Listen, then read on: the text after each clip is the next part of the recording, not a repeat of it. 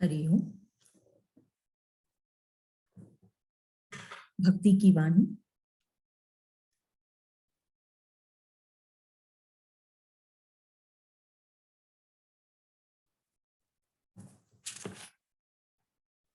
Eight 813। हद हो गई, हद में कहां तक रहूं। आज हद देह को दहन करती है। हद बेहद में बदल कि बद न रहे, हद न रहे। ये शब्द हद इतने सुंदर ढंग से गुरुदेव ने हद की जो इसका जो अर्थ है, हद ऑप्टिमम, मैक्सिमम, उसको इतने सुंदर से स्पष्ट किए हैं। क्या कहते हैं? हद हो गई, हद में कहां तक रहूं। एक भक्त की बात, भक्ति की वाणी है कि वो हद में नहीं रहना चाहता। वो भक्त हद, कानून या कोई नियम, इसमें वो नहीं रहना चाहता। वो असीम में समाना चाहता है और इसीलिए वो कोई हद में नहीं रहना चाहता। जो असीम है वो हद में नहीं। उसको अगर पाना है तो हद को पार करना पड़ेगा। अभी भी हम हद में ही रहते हैं। हमारी भक्ति हद में ही, चाहे वो कोई कर्म कार्य के का हो, या हम याद भी करते हैं, या हम कुछ भी करते हैं, भजन लेते हैं या जो भी करते हैं, सब हद में। यहाँ ये भक्त की क्या स्थिति है? वो इस हद में नहीं रहना चाहता, बेहद में जाना चाहता है। आज हद देह को दहन करती है कि ये जो भाव है उसके अंदर, ये हद में रहने के लिए जो वो नहीं चाहता है, ये भाव इस देह को दहन करना चाहती है। ये देह, ये शरीर के कारण वो हद में।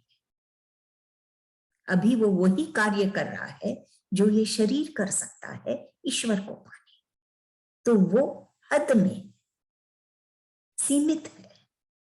अब कह रहा है वो भक्त कि इस देह को दहन, जलाना चाहता है, इस देह को मिटाना चाहता है। तब वो बेहद में पहुंच सकता है। हद बेहद में बदल।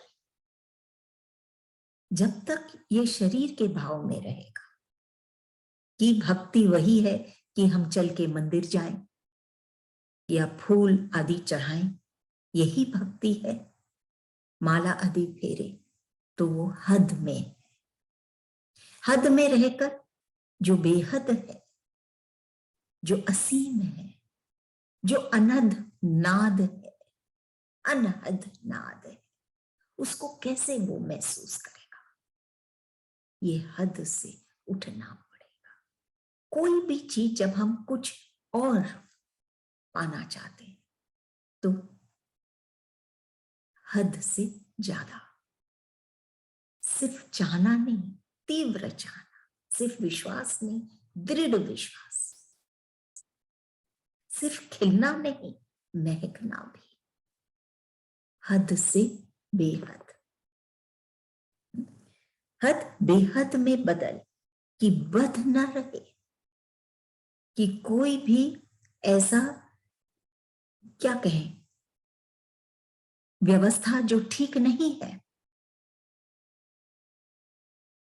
जो भी कुव्यवस्था जिसको हम कहते हैं, कुछ भी न रहे, ऐसा बद न रहे। जब तक बेहद में नहीं जाएगा तब तक व्यवस्था अच्छी भी हो सकती है, बुरी भी हो सकती है, पाप भी हो सकता है, पुण्य भी हो सकता है, सब कुछ हो सकता है।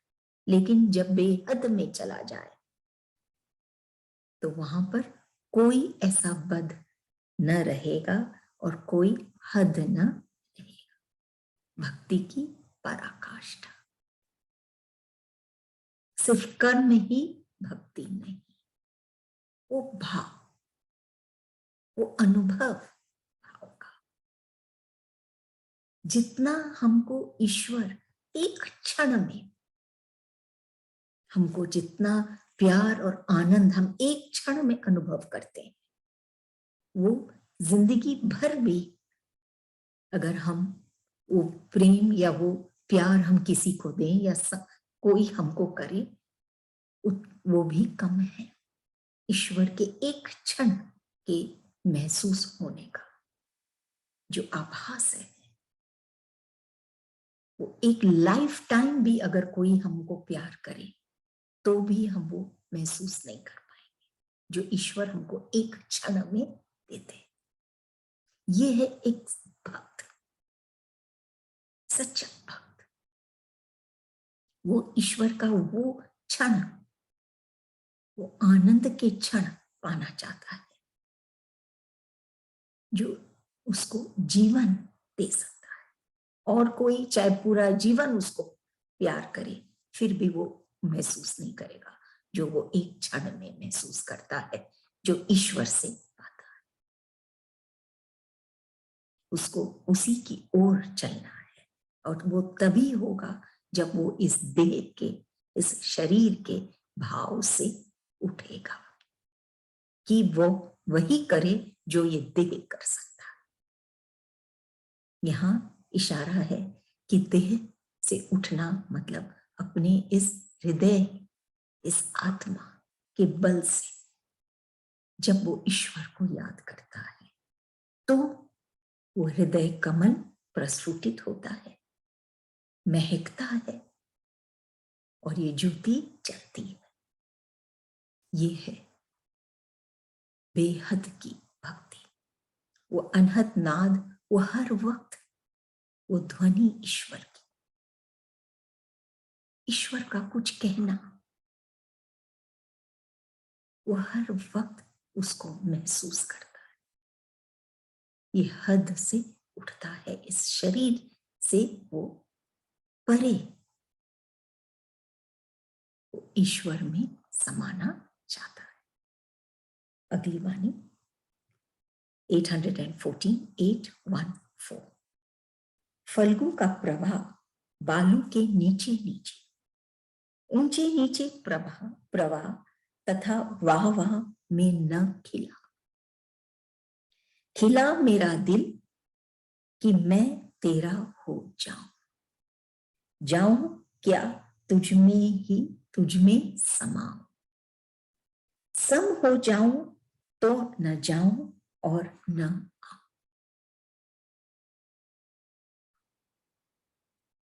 क्या कह रहे हैं गुरुदेव? फल्गु एक नदी जो बालू के नीचे बहती है, नीचे नीचे दिखती नहीं लेकिन प्रवाह है उसकी बालू के नीचे। गुरुदेव कह रहे हैं ऐसे ही भक्ति होनी चाहिए जो दिखाई ना दे, सिर्फ हृदय के अंदर वो आनंदित रहे। वो भक्त, कोई दिखाने की आवश्यकता नहीं। नीचे ऊंचे प्रवाह तथा वाह वाह में न खिला, कि कोई भी नीचे ऊंचे उतराव चढ़ाव प्रभाव में, वो ऊंचे नीचे जो बातें होती हैं उसमें न खिला वो, और वाह वाह में भी न खिला। सिर्फ उस प्रशंसा हो उसकी, वो भक्त की, उससे भी वो नहीं खिलता। उसको तो सम रहना है, एक भाव में रहना है, बस एक भाव, बस तू, वो एक भाव सिर्फ उसका। खिला मेरा दिल कि मैं तेरा हो जाऊं, सिर्फ ईश्वर का। ये ऊंची नीची बातें, उतराव चढ़ाव जिंदगी की, ये वाह वाह, ये सब से वो नहीं खिलता है। वो इतना बहता है फल्गु नदी के जैसे, जो दिखाई नहीं देती लेकिन फिर भी बहती है नीचे नीचे, वैसे ही वो आनंदित है, खिलता है भीतर ही भीतर, दिखाई नहीं देता लेकिन खिलता है, महकता है, क्योंकि वो कहता है मैं तेरा हो जाऊं। खिला मेरा दिल, कि ये दिल, ये बात समझ, क्या चीज है, ऐसी क्या चीज है जिससे ये दिल खिल सके। ये तन को तो अन्न की आवश्यकता है, नहीं तो ये स्वस्थ नहीं रहता है, खिल नहीं पाता है। लेकिन ये दिल को, और तन के सारे अंग, लेकिन ये जो दिल है,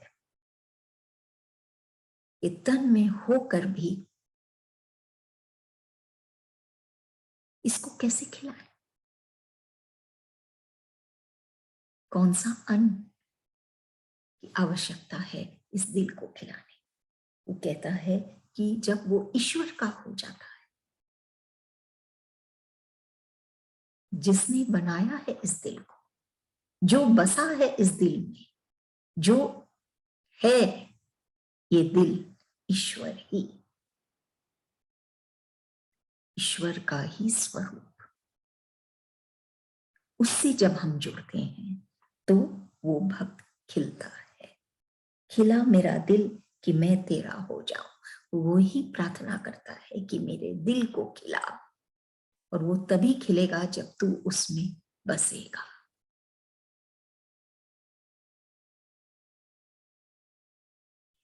हम देखते हैं कि कभी कभी रास्ते जो होते हैं वो अच्छे नहीं होते हैं, ऊंचे नीचे, बहुत सारे पत्थर कंकर रास्ते में हम देखते हैं, तो कैसे चले। सिंपल, हम जूते पहन लें तो हम उस पर चल सकते हैं। लेकिन हम जितने ही अच्छे जूते पहन क्यों ना पहने, और रास्ता भी बहुत अच्छा क्यों ना हो जो राह है, लेकिन अगर एक कंकर हमारे जूते के अंदर आ जाता है, आ जाती है, तो हम नहीं चल पाते। ये उदाहरण से हम क्या समझते हैं कि बाहर की चुनौतियों से फिर भी हम उठ सकते हैं, कमजोरी हमारे भीतर नहीं होनी चाहिए। बाहर में अगर कुछ है तो हम जूता पहन सकते हैं, या जो भी आवश्यक है उसको करने, वो हम कर सकते हैं। लेकिन हम हारते हैं जब हमारा भीतर कमजोर होता है। तब तो रास्ता भी अगर सुगम क्यों ना हो, सुंदर क्यों ना हो, अच्छा क्यों ना हो, और सारे साधन भी है जैसे वो अच्छे जूते, फिर भी वो कंकर के कारण वो नहीं चल पाता है। वो कमजोरी है उसके भीतर की, उसके अंदर की। तभी अंदर को शक्तिशाली बनाना जरूरी है, स्ट्रॉन्ग, ना कि वो कमजोर रहे। और ये अंदर क्या, हमारा दिल, हमारा हृदय।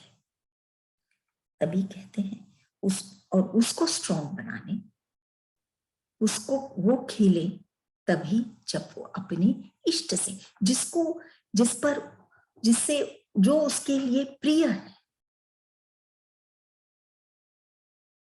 उससे जब वो जुड़े तब जाके वो खिलता है। खिला मेरा दिल कि मैं तेरा हो जाऊं, ऐसे खिला। और अंदर में हमको कमजोर नहीं होना है, तभी हम खिलेंगे।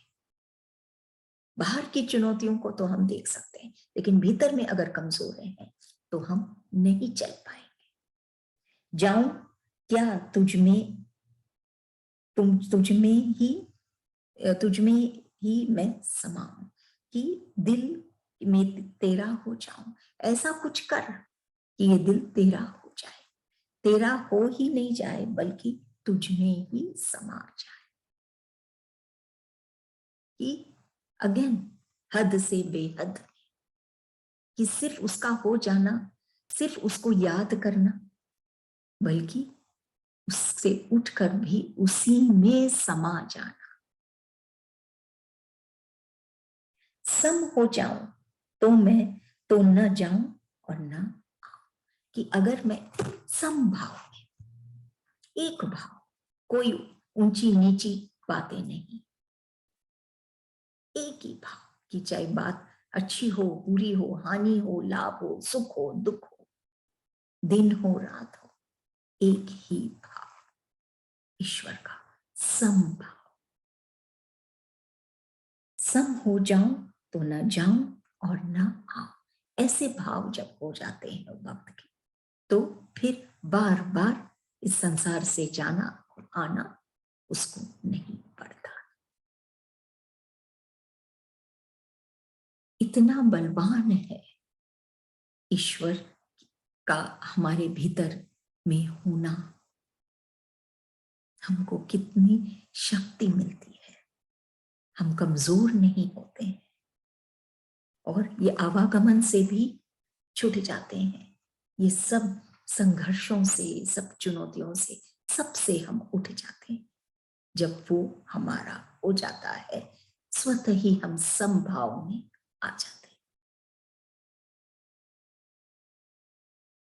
कोई हो जाता है हमारे साथ, समभाव में कैसे आए? जब ईश्वर हमारा हो गया, कि जब उसका एहसास हमारे साथ होता है तो ना तो हम डरते हैं, ना हम चिंतित होते हैं,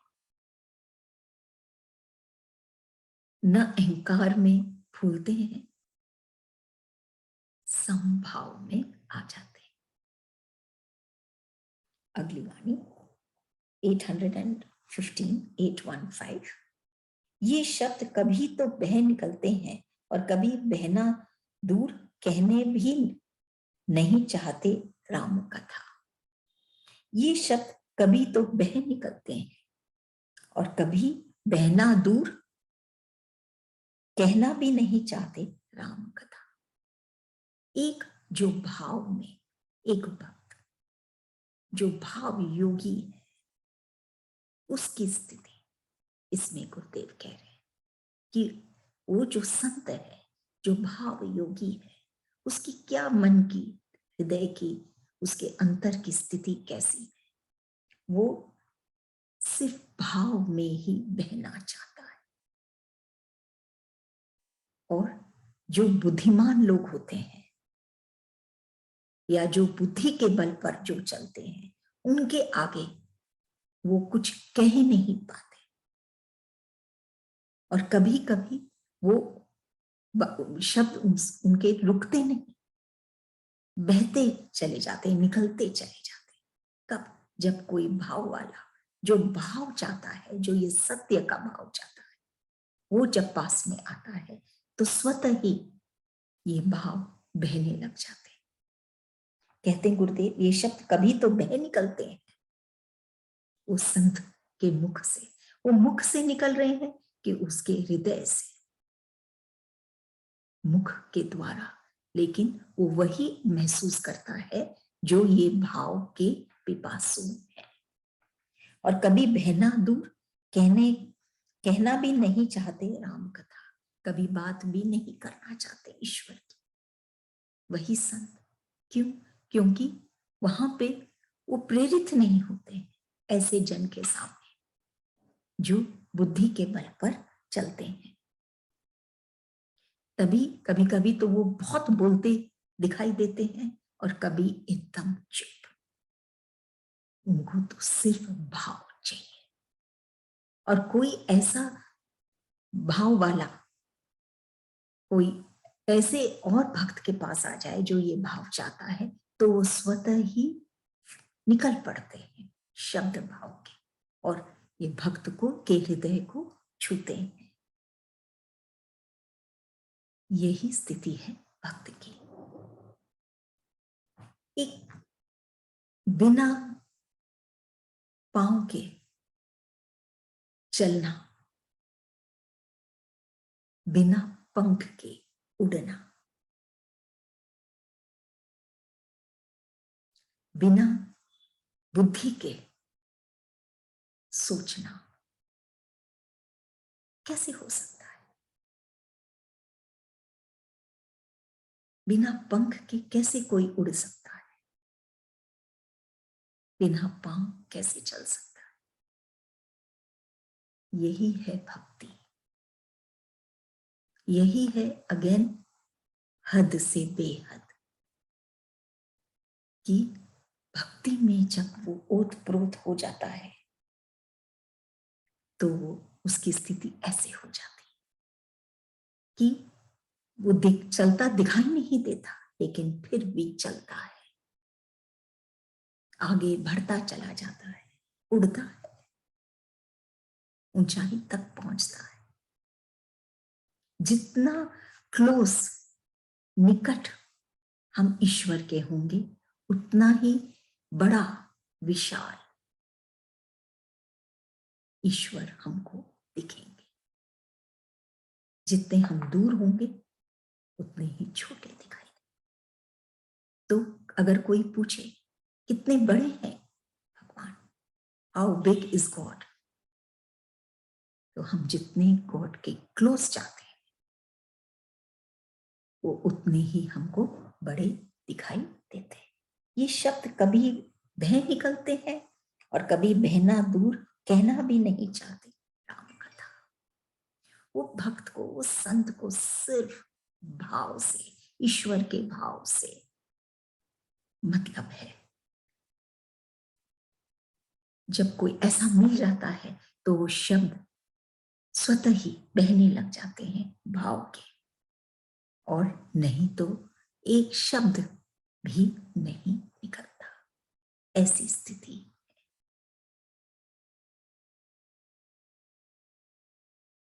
क्योंकि सिर्फ सुना हुआ ही नहीं, अनुभव किया हुआ, सिर्फ खाया हुआ नहीं, पचा हुआ काम आता है। ऐसे जन के सामने जिनमें कोई भाव नहीं, सिर्फ शब्दों में जो उलझे हुए हैं, ऐसे जन के सामने में वो संत कुछ भी कहें कोई काम नहीं आता। लेकिन जो भाव के पिपासु हैं वो सिर्फ शब्द नहीं सुनना चाहते, वो तो उस शब्दों में जो भाव है उसको अनुभव करते हैं और वही उनके काम आता है। अगली वाणी 816 प्यास तो क्षणिक शांत भी हो जाती है, किंतु आस तो लगी रहती है दर्शन की, स्पर्शन की। कि प्यास तो क्षणिक शांत भी हो जाती है, किंतु आस तो लगी रहती है दर्शन की, स्पर्शन की। प्यास और आस, प्यास फिर भी शांत हो जाती। स्थूल में तो ये हम हमेशा देखते ही कि कोई भी चीज की प्यास होती है तो वो शांत भी हो सकती है। लेकिन जो आस है एक भक्त के भीतर, ये भक्त की बात है कि वो आस तो फिर भी लगी रहती है दर्शन की, स्पर्शन की। वो फिर भी व्याकुल है ईश्वर को पाने। प्यास तो फिर भी शांत हुआ, कभी कभी कभी एक एक क्षण जब वो जुड़ता है, वो आनंद जो पाता है अनमोल है। प्यास शांत हुई, लेकिन क्षणिक, जैसे गुरुदेव कह रहे हैं प्यास तो क्षणिक शांत भी हो जाती है, लेकिन आस तो फिर भी लगी रहती है। फिर भी उसके मन में सिर्फ वो क्षणिक शांति से वो भक्त राजी नहीं, वो फिर भी ईश्वर के दर्शन मतलब हर वक्त अनुभव करना चाहता है। स्पर्श, उसका स्पर्श अपने भीतर अनुभव करना चाहता है, हद से बेहद। हो सकता है कि वो क्षण में वो बहुत कुछ पाया जो एक, जैसे अभी हमने चर्चा की, जिंदगी भर भी कोई उसको नहीं दे सकता, लेकिन वो उस हद से भी उठना चाहता है। वो आस है उसके मन में कि हमेशा वो अपने इष्ट के साथ, इष्ट के पास, इष्ट के दर्शन करता रहे और स्पर्शन भी करता रहे। ये हमेशा उसकी आस ऐसे ही बनी हुई रहती।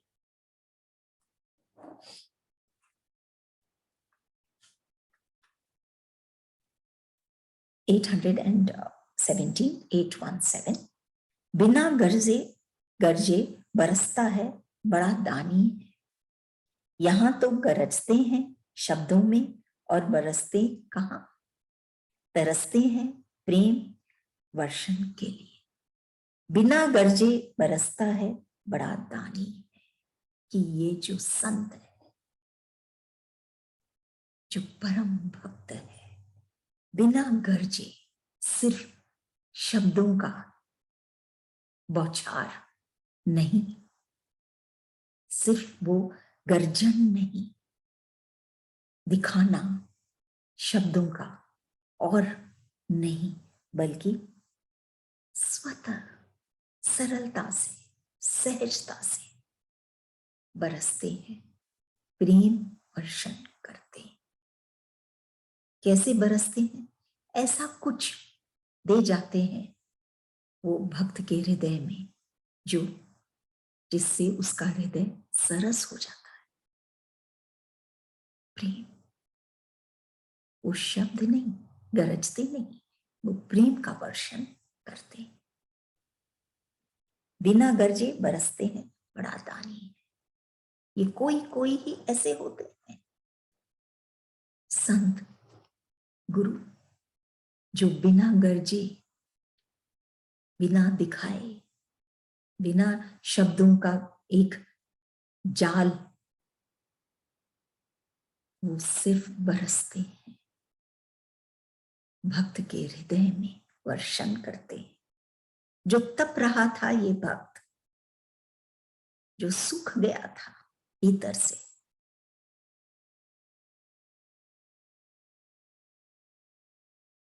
जो ये सूखे सुख में सिर्फ उलझा हुआ था, ऐसे जन के भीतर में वो ये प्रेम का वर्षण करता है, ये दानी संत। यहां तो गरजते हैं शब्दों में, लेकिन जो संसार में हम देखते हैं और जन, न कि ये संत, लेकिन और जो ज्ञानी है, बहुत ध्यानी है, ज्ञानी है, अपने आप को जो समझते हैं, वो गरजते हैं शब्दों में, इतनी इतनी बातें कहते हैं, लेकिन बरसते कहां? उनके पास बैठकर वो हृदय में वो सरसता नहीं पाता है वो भक्त। ऐसे जन के पास बैठकर, जो ज्ञानी तो है लेकिन सिर्फ गरजते हैं शब्दों में, वो भाव नहीं, वो सरसता नहीं, वो रस नहीं, जो वो संत की भाव में है, प्रेम वर्षण में, बिना शब्दों के, जो सहजता से वो एक भक्त के हृदय को तर कर देता है। यहां तो गरजते हैं शब्दों में और बरसते कहां, तरसते हैं प्रेम वर्षण के लिए।